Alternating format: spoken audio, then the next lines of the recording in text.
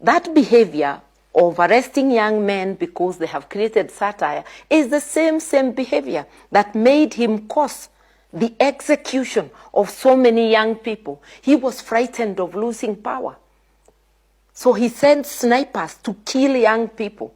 That same behavior is the one that intolerance is the one that is making him continue with abductions. Mother Karua, the Kenya leader, now says the abduction gang takes direct orders from President William Samoei Ruto, and she says that there is evidence of the gang constituting of both local and foreign military men. These come recently after the abductions of Peter Muteti and Billy Mwogi, whom were abducted after creating what Mother Karua calls satire in social media. And Mother Karua feels that when such kind of a thing happens, one should not be abducted. The far or the worst you can do is just block such people, because he argues that who doesn't know that one day they will part ways with this other, I mean they will die. And Mother Karua goes ahead and says that Ruto is afraid of losing power, and that's why he used snipers to kill the Gen Zs during the Gen Z revolution of Occupy Parliament. So he says that even the Kenyan authorities have been involved in intolerance. She continues ahead and says that Ruto's intolerance had led him to abduct people. For instance, she argues, how did the Ugandan authorities get into Kenya and get to abduct Kiza Besigye? So let us listen into what Mother Karua got to say while she was being interviewed in one of our local stations, Citizen TV. Just because they created satire on social media,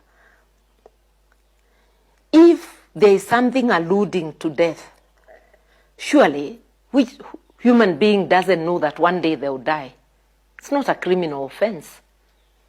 It may be distasteful. I will not smile if someone is wishing me dead, but I will not sue them. I will not lift a finger. The worst I can do is to block them on my social media. If you want to sit on the top seat in the country, you better arm yourself with asbestos. Don't easily catch fire. Don't be ignited that quickly, because you're going to harm and hurt people. That behavior of arresting young men because they have created satire is the same behavior that made him cause the execution of so many young people. He was frightened of losing power.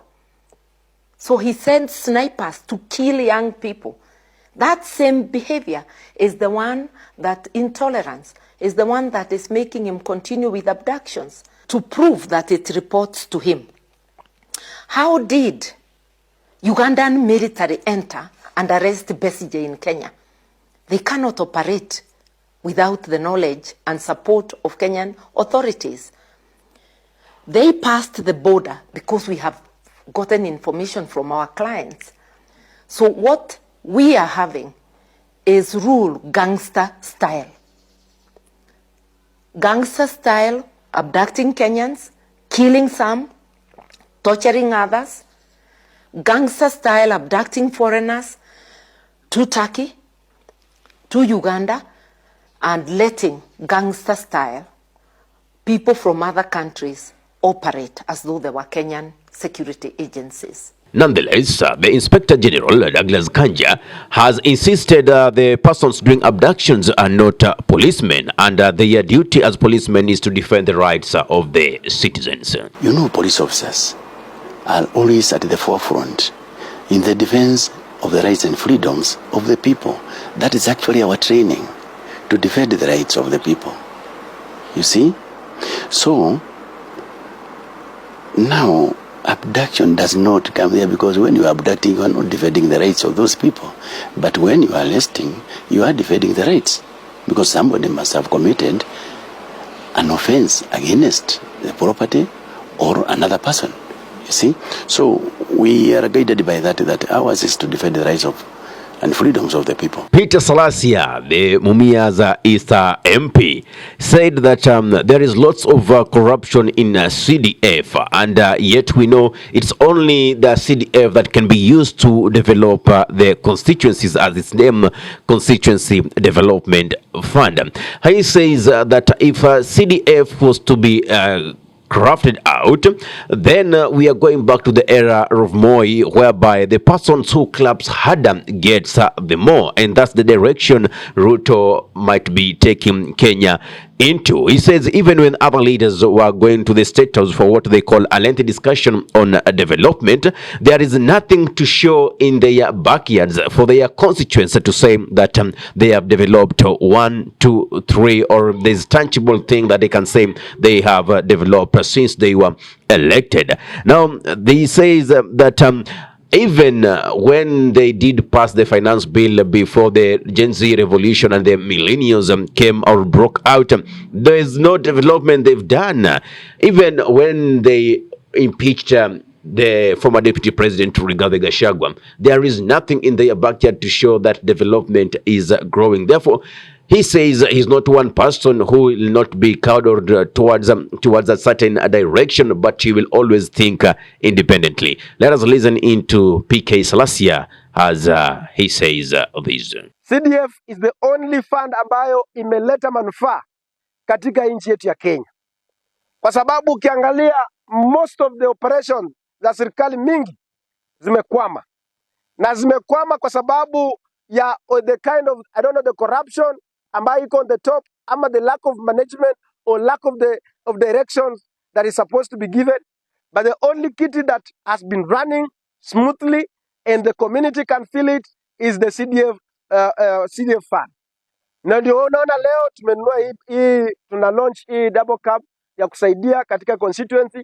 Tumenunua basi ambayo tumeweka miradi mingi sana, sio primary schools, sio secondary schools, sio colleges, sio KMTCs, sio the chiefs, among other functions ambazo they are nationally coordinated, ambazo the kitty of CDF is doing.